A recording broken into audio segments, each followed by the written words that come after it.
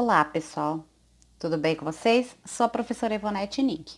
Hoje nós vamos falar sobre os olhares sobre a natureza do Brasil.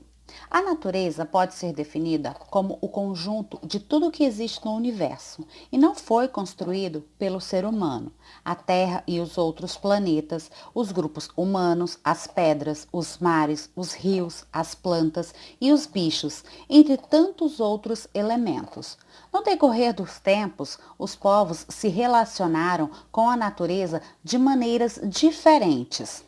Para os colonizadores, a natureza muitas vezes era um obstáculo para a conquista e o controle de territórios, em razão da dificuldade que tiveram no enfrentamento com rios, florestas e animais. A natureza foi principalmente nos últimos 2 séculos estudada, catalogada e vista pelo ser humano como fonte de recursos a ser explorada como mercadoria. Assim, com seus recursos finitos, tem sustentado o que é chamado de crescimento econômico da sociedade.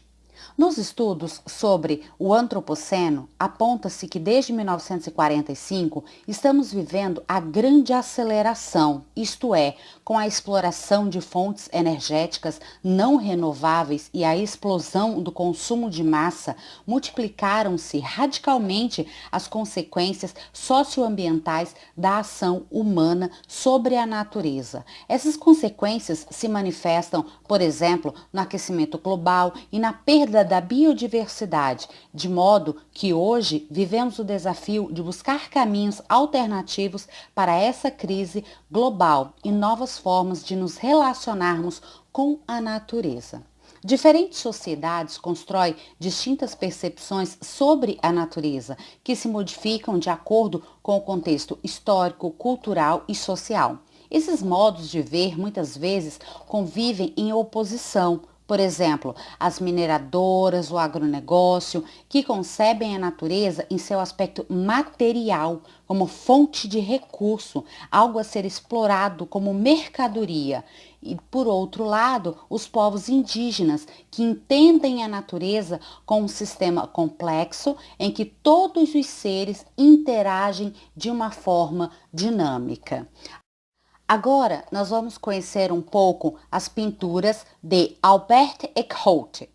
Albert Eckhout é um pintor holandês que veio ao Brasil na comitiva de Maurício de Nassau em 1637 e permaneceu até 1644. Ele realizou cerca de 400 desenhos da fauna e da flora nativas e 21 pinturas a óleo, sendo 9 de pessoas e 12 de naturezas mortas. O que são as naturezas mortas? Aquela que é algo que é natural, mas já foi tirado, já foi retirado, não está mais viva.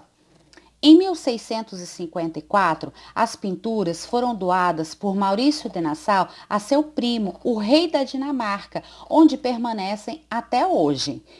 Durante os 7 anos em que esteve no Brasil, de 1637 a 1644, Albert Eckhout pintou 12 naturezas mortas com a intenção de documentar frutas e plantas brasileiras.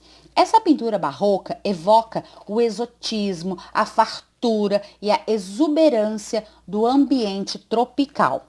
Nessas pinturas, as frutas elas foram dispostas em um arranjo harmonioso. O artista explorou as características das frutas, porém vários aspectos revelam os valores de beleza europeus, como o arranjo, a luz e as técnicas também utilizadas para estas pinturas. Nesta outra pintura, nós vemos um outro trabalho artístico, uma outra forma de ver a natureza do Brasil.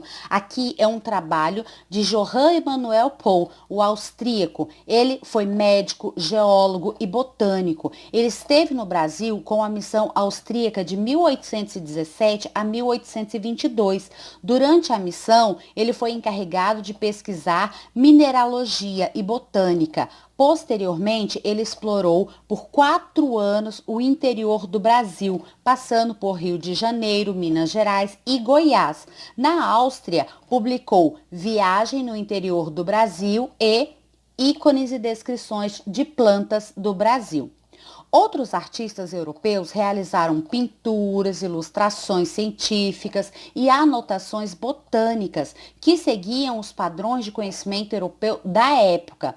Esse imaginário forjado no velho continente contribuiu sobremaneira para a formação de uma certa ideia de brasilidade. Nesta imagem, você pode ver uma ilustração do gravador Joseph Jung para o livro Viagem ao Interior do Brasil, de 1832, do médico e botânico. Esse médico ele fez parte da missão austríaca, composta de cientistas e artistas que acompanharam a princesa Leopoldina quando ela veio ao Brasil para se casar com Dom Pedro I.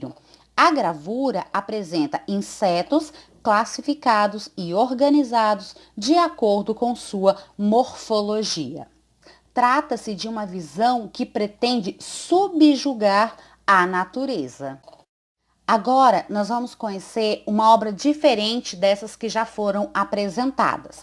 Esta obra é de Sebastião Mana. Sebastião Mana, juntamente com Menegildo Isaca, Rita Dani e Iaca, faz parte da primeira geração de pintores do povo da floresta amazônica Ronicuim, formados pela Escola Viva, que fica na aldeia Boa Vista, no Rio Jordão, no Acre. Unachub Riewa é o trabalho de transmissão do conhecimento entre velhos e jovens do povo Ronicuim. É uma espécie de escola viva que promove encontros para estimular e fortalecer os conhecimentos botânicos, as práticas de cura e as práticas artísticas entre os jovens desse povo.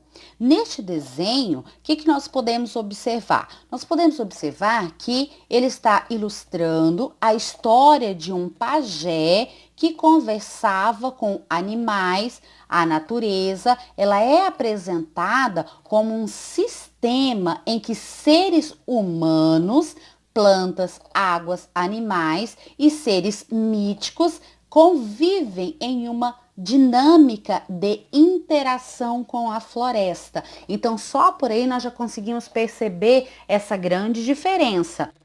Na pintura de Sebastião Mana, ele organiza os elementos de acordo com uma hierarquia, em que prioriza a interação entre seres humanos e não humanos, em uma visão mítica ancestral. Nas duas primeiras obras são representadas naturezas mortas.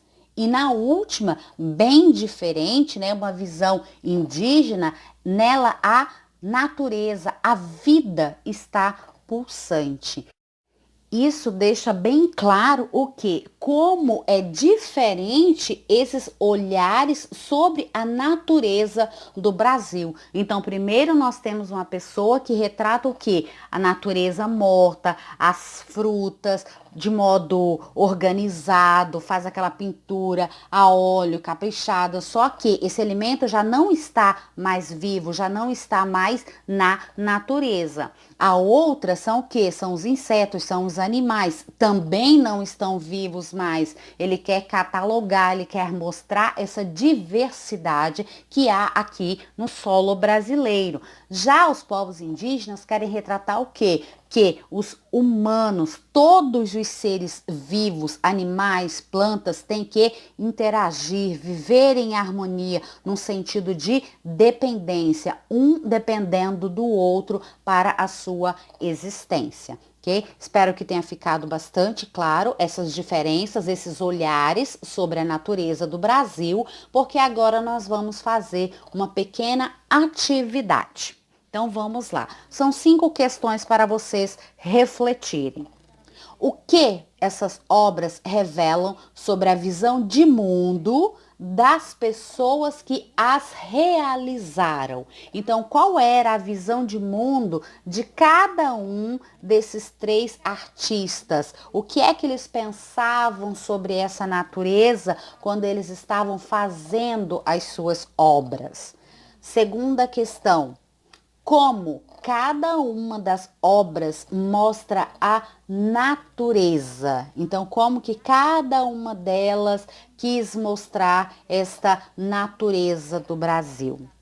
A terceira, olhares diferentes podem ampliar o nosso entendimento da natureza?